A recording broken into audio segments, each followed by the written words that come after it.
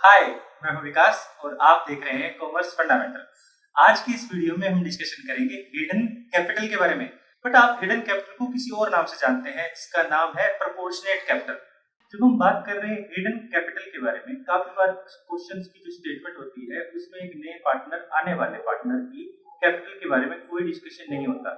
तो ऐसे में हम किस तरह से एक नए पार्टनर की कैपिटल को कैलकुलेट करें, हम वही सीख रहे हैं। उसी को मैं कह रहा हूँ हिडन कैपिटल, क्योंकि क्वेश्चन में क्लियर कट नहीं बताया गया कि कैपिटल कितनी होगी।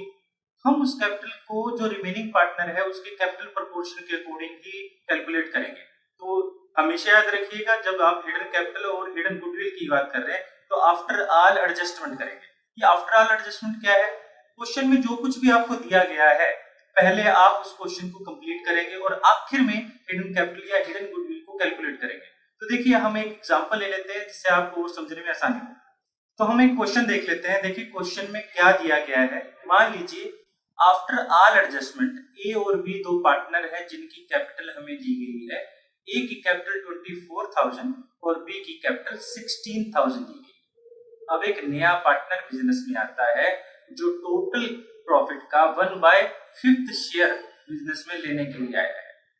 अब ऐसे में हम नए पार्टनर की कैपिटल को कैसे कैलकुलेट करें? क्वेश्चन में आप देख ही पा रहे हैं कि कोई भी इंफॉर्मेशन नहीं दी गई।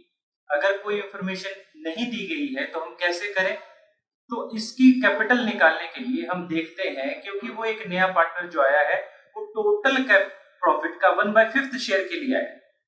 जब हम उसे 1/5 शेयर दे देंगे तो जो रिमेनिंग शेयर बचेगा वो किसका बचेगा? वो ए और बी रिमेनिंग पार्टनर का बच जाएगा। तो रिमेनिंग शेयर ए और बी के पास क्या बचेगा? जो सी नया पार्टनर आया है उसको देने के बाद, तो हम इसमें से 1 में से 1/5 लेस कर देते हैं। तो 1/5 लेस करें तो 4/5 जो है हमारे पास क्या बचेगा? रिमेनिंग शेयर ऑफ प्रॉफिट बचेगा। जो रिमेनिंग शेयर ऑफ प्रॉफिट किसका है? रिमेनिंग पार्टनर का है। इसका मतलब ये है, ये दोनों पार्टनर जो है टोटल प्रॉफिट का कितना शेयर ले रहे हैं? 4/5 ले रहे हैं। और वो भी कैपिटल एडजस्टेड कितनी है हमारे पास? अभी एडजस्टेड कैपिटल है। तो इस 4/5 शेयर के लिए उन दोनों ने कैपिटल कितनी लगा रखी है? अब 4/5 शेयर के लिए ए और बी ने टोटल कैपिटल 40,000 इन्वेस्ट की है। जो ए की कैपिटल है 24,000 और बी की कैपिटल 16,000 है। इस तरह से दोनों ने मिलकर 40,000 4/5 शेयर ऑफ प्रॉफिट के लिए इन्वेस्ट किया गया है। अगर 4/5 हमारे पास पता चल जाता है ये 40,000 है, तो हम टोटल भी पता कर सकते हैं इसी का रिवर्स करके। तो कैसे करें? देन जो टोटल शेयर ऑफ प्रॉफिट रहेगा 40,000 मल्टीप्लाई बाय 5 डिवाइड बाय 4, यानी रिवर्स कर देते हैं। इससे हमारे पास टोटल कैपिटल पता चल जाती है। पूरे बिजनेस की टोटल कैपिटल 50,000 बनती है आफ्टर ऑल एडजस्टमेंट। तो इसमें हमारे पास सी का क्या शेयर रहेगा? जो सी का शेयर रहेगा वो टोटल कैपिटल का 1/5 है, क्योंकि वो 1/5 शेयर के लिए आया है। तो 50,000 का जब 1/5 करें तो कितना बनेगा? 10,000 बनेगा। इस तरह से हम ओल्ड पार्टनर्स की कैपिटल प्रोपोर्शन के अकॉर्डिंग और न्यू पार्टनर के प्रॉफिट शेयरिंग रेशियो प्रोपोर्शन के अकॉर्डिंग हम उस नए पार्टनर की जो कैपिटल का पता लगा सकते हैं। इस क्वेश्चन को जब बड़े क्वेश्चन आते हैं, तो इसी टाइप के जो कंटेंट है, हमारा कॉन्सेप्ट ये था, अगर इसी टाइप के जो कंसेप्ट के साथ अगर बड़े क्वेश्चन आए तो उनको हम कैसे सोल्व करते हैं। तो हम एक बड़ा क्वेश्चन देख लेते हैं जिससे आपको इसको समझने में और आसानी रहे। और हमेशा याद रखिएगा, आफ्टर ऑल एडजस्टमेंट मींस जब हम हिडन कैपिटल और हिडन गुडविल कैलकुलेट करेंगे तो हर प्रकार की एडजस्टमेंट के बाद कैलकुलेट करेंगे। तो देखिए एक बड़ा क्वेश्चन देख लेते हैं। देखिए क्वेश्चन क्या है हमारे पास। क्वेश्चन को हमेशा की तरह हम पढ़ लेते हैं। The flowing is the balance sheet of A and B as at 31 March 2018 हमें दिया गया है, और प्रॉफिट शेयरिंग रेशियो दिया गया है जो कि ओल्ड प्रॉफिट शेयरिंग रेशियो है।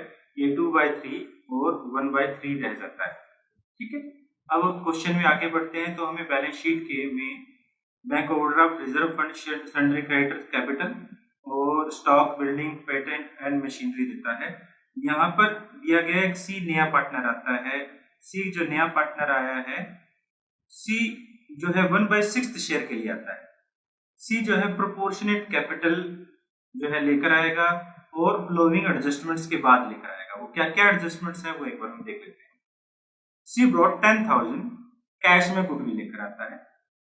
Provision of doubtful debt is to be reduced by 2000, यानी पहले जो प्रोविजन थी वो 2000 से न्यू प्रोविजन रिड्यूस हो जाएगी। मींस पहले प्रोविजन जो थी वो 3600 थी, अब जो प्रोविजन है वो 1600 हो जाएगी 2000 से रिड्यूस होने के बाद। आगे देखिए क्या कहते हैं। There is an old typewriter, value जो है जिसकी है 2600 थी। It does not appear in the book of the firm, firm के अंदर अपीयर नहीं था, तो ये हमारी हिडन एसेट है या फिर कह सकते हो अनरिकॉर्डेड एसेट है। ठीक है। Patents are valueless. 2% discount is to be received from creditor. Creditor जितना हमें देना था, क्रेडिटर कितने हैं हमारे पास, क्रेडिटर 20,000 रुपीज है। क्रेडिटर को जितना भी हमें पे करना था उसका 2% डिस्काउंट हमें मिल जाएगा, तो ये हमारे लिए एक तरह से फायदा है। क्रेडिटर को हम 400 रुपए कम पे करेंगे। आगे कहता है prepare revaluation account, capital account and the opening balance sheet. हम ऑर्डर वाइज बना लेते हैं। तो सबसे पहले क्वेश्चन में हम रिवैल्यूएशन अकाउंट बना लेते हैं जिससे हमारा फायदा हुआ था। जैसे हमें ये 2000 जो है ये प्रोविजन हमारी क्या हो गई थी, प्रोविजन हमारी कम करनी पड़ी थी। तो हम क्या करें, रिवैल्यूएशन आप जानते हैं, debit all expenses and losses, credit all income and gain. जितने भी इनकम हो रहे हैं, अगर हमारा डाउटफुल डेट्स जो है प्रोविजन कम हुई है, ये हमारा फायदा है, लायबिलिटी कम हो गई है हमारी, तो हम क्या करें, इधर रख देते हैं by provision for doubtful debts, इतना हो जाएगा 2000 हो गया। इसके अलावा हमें कहता है टाइपराइटर 2600 रुपए का एक टाइपराइटर मिला, तो ये भी फायदा ही है हमारे पास, अनरिकॉर्डेड एसेट है, तो हम इसको टाइपराइटर जो है 2600 का हो जाता है। इसके अलावा पेटेंट आर वैल्यूलेस, पहले पेटेंट हमारे पास 2000 रुपीज के थे, वैल्यूलेस हो चुके हैं, नुकसान हो चुका है, तो हम कर देते हैं टू पेटेंट।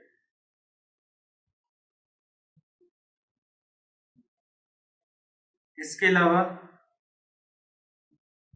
पेटेंट के बाद हमें कहता है discount is to be received, discount यानी हमें 2% डिस्काउंट मिल जाएगा जो हो जाता है 400 रुपीज। तो हम कर देते हैं बाय प्रोविजन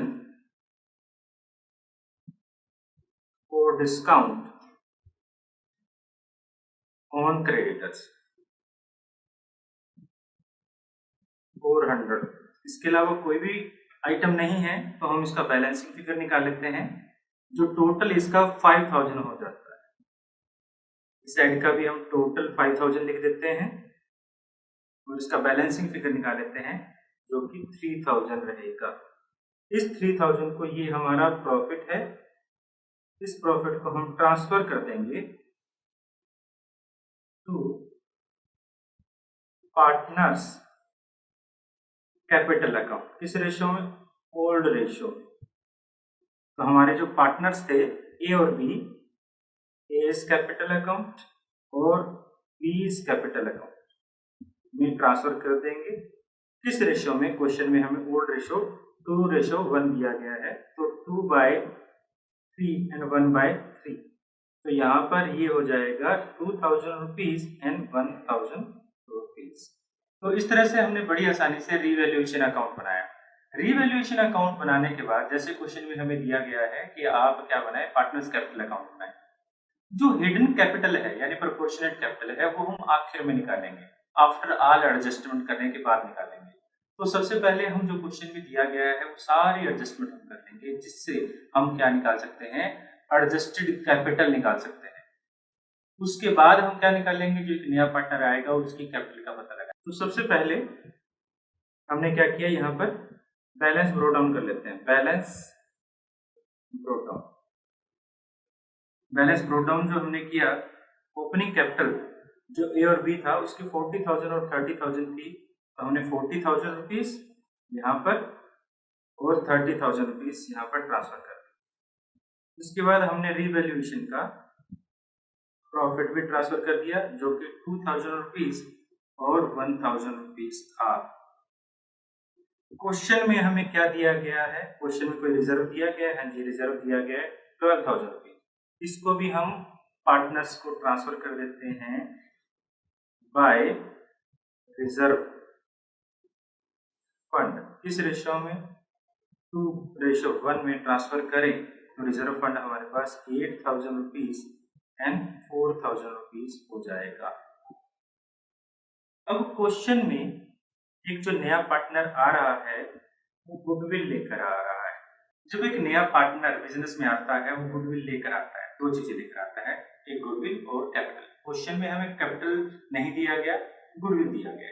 तो गुडविल का ट्रीटमेंट भी सभी एडजस्टमेंट में आता है, तो हम गुडविल का ट्रीटमेंट करेंगे यहाँ पर।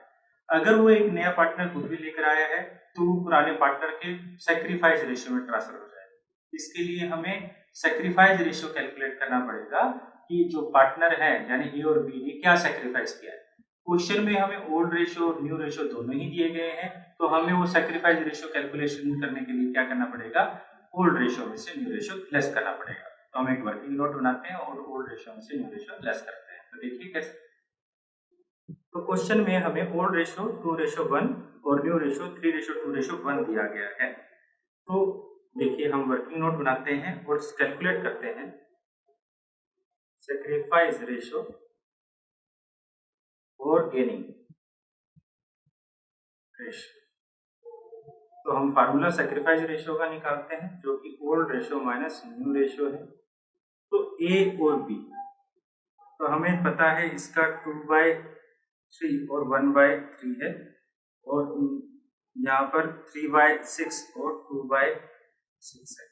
तो एलसीएम करें 6 आता है। 4 - 3 1/6 पॉजिटिव है, तो ये सैक्रिफाइस कर रहा है।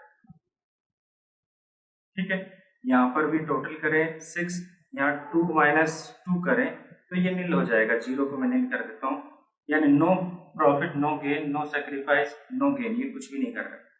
तो जो एक नया पार्टनर, इसकी कैपिटल हम क्या कर देंगे? इसकी कैपिटल को क्रेडिट कर देंगे। जो एक नया पार्टनर गुडविल लेकर आ रहा है, क्योंकि एक ही पार्टनर सैक्रिफाइस कर रहे हैं, तो सारा का सारा पोर्शन गुडविल का उसे ही मिल जाएगा। तो हम उसे ट्रांसफर कर देते हैं, उसकी कैपिटल अकाउंट पर ट्रांसफर कर देते हैं। इसके ए की। तो देखिए क्या करेंगे।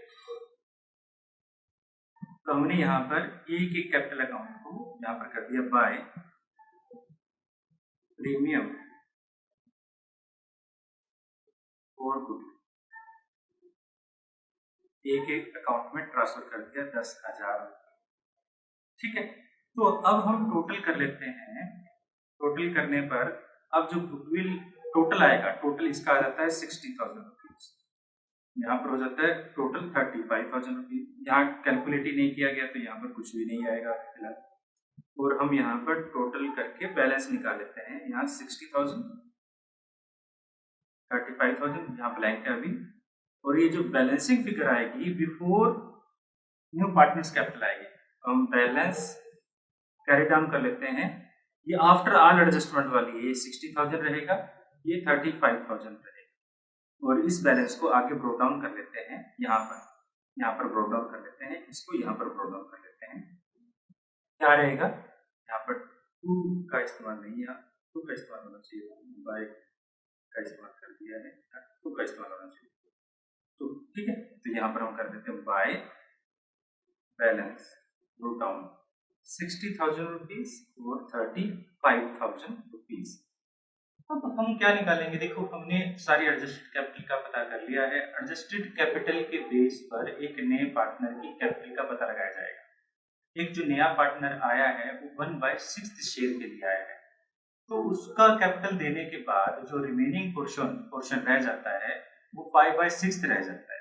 तो 5/6 के लिए टोटल शेयर जो 5/6 है, उसके लिए ए और बी ने 60,000 एक ने और 35,000 एक ने, तो 95,000 दोनों ने इन्वेस्ट किया हुआ है।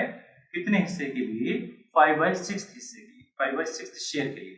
तो हमें टोटल शेयर इससे पता कर सकते हैं। इसको हम 95,000 को 6/5 से मल्टीप्लाई करें तो हमारे पास जो है टोटल कैपिटल आ जाएगा।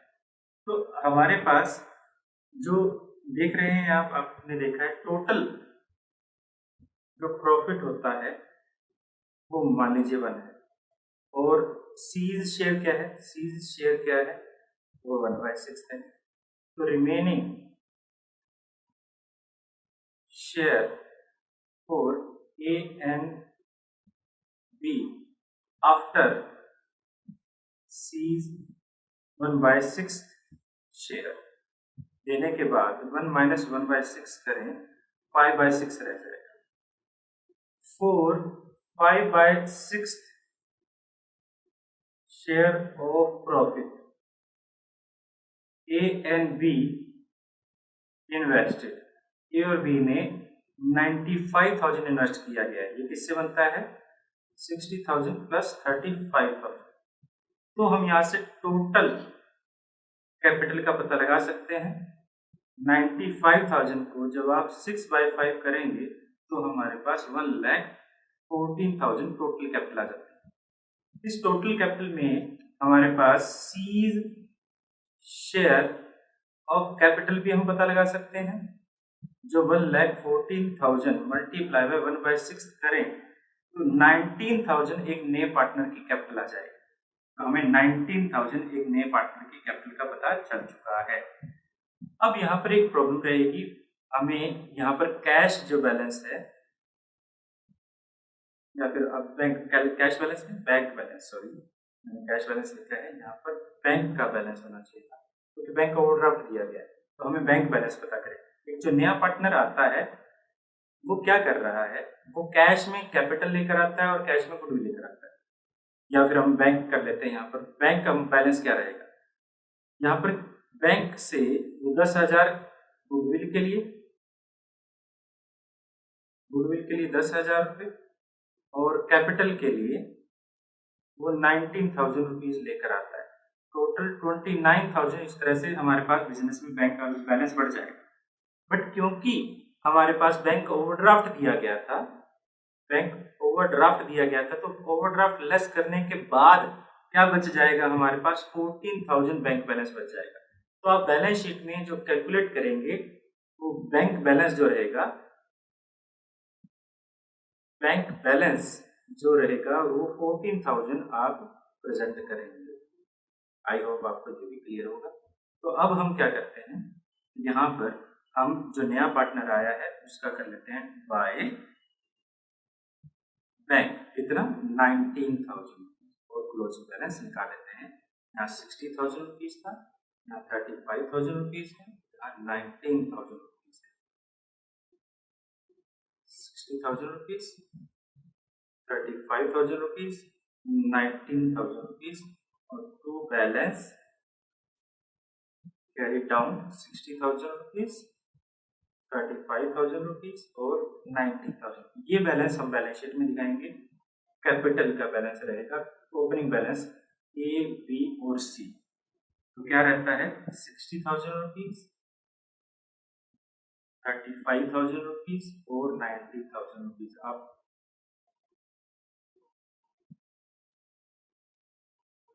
कैपिटल अकाउंट तीनों के हमारे पास बन जाते हैं। इसके अलावा हमने क्वेश्चन में अभी कैलकुलेट किया था बैंक बैलेंस, वो बैंक बैलेंस भी हम लिख लेते हैं। तो हमने बैंक बैलेंस लिख लिया है। बैंक ओवरड्राफ्ट हमारा खत्म हो चुका है, बैंक बैलेंस हमारे पास 14,000 रहेगा। अब जो बाकी की जो बैलेंसेस है उसको देख लेते हैं क्या क्या है हमारे पास। डेटर्स एज इट इज है, बट प्रोविजन जो है पहले से कम हो गई है, तो हम लेस कर देंगे प्रोविजन को। तो डेटर्स जो है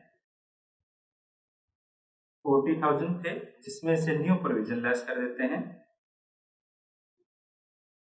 जो कि 1,600 रहेगी। हमने प्रोविजन को कम कर दिया था, 38,400 रह जाता है। उसके अलावा क्वेश्चन में हमारे पास स्टॉक जो था, स्टॉक 20,000 है एज इट इज, उसमें भी कोई चेंज नहीं आया था। बिल्डिंग जो है वो उसमें भी कोई चेंज नहीं आया था। पेटेंट जो है खत्म हो गए थे, ठीक है। मशीन जो है उसमें भी कोई चेंज नहीं आया था। तो इन बाकी सभी चीजों को लिख देते हैं। पेटेंट क्योंकि खत्म हो गए थे इसको नहीं लिखेंगे। 25 एंड 33,600 तो लिख देते हैं यहाँ पर हम स्टॉक 20,000, बिल्डिंग 25,000 और लास्ट में मशीन 33,600। अब इसके बाद जो हमने ये कर लिया है, इसके बाद आप एक बार रिवैल्यूएशन अकाउंट खोलें। हमारे पास एक टाइपराइटर आया था, आप देख रहे हैं, ये आपको टाइपराइटर याद होगा, ये हिडन नहीं, ये अनरिकॉर्डेड एसेट थी। तो अनरिकॉर्डेड एसेट को अब तो रिकॉर्ड करेंगे, तो आप बैलेंस शीट में से रिकॉर्ड करते हैं क्या, टाइपराइटर। कितना है, 2600 टाइपराइटर था। इसके अलावा क्वेश्चन में हमारे पास बैलेंस शीट में यहाँ पर ये बैंक ओवरड्राफ्ट खत्म हो चुका है, रिजर्व फंड हमारे खत्म हो चुके हैं। सन्ड्री क्रेडिटर्स को 400 हमने कम देना था, तो क्रेडिटर्स जो है प्रोविजन हमें डिस्काउंट मिला था, तो हम इसे लेस कर देंगे। सन्ड्री क्रेडिटर्स जो कि थे हमारे पास क्वेश्चन में 20,000, उसमें से लेस कर देते हैं क्या, डिस्काउंट। ये प्रोविजन बनाते हैं हम, हो सकता है डिस्काउंट मिले, हो सकता है ना भी मिले, 400 लेस कर देते हैं, तो 19,600 हो जाएगा।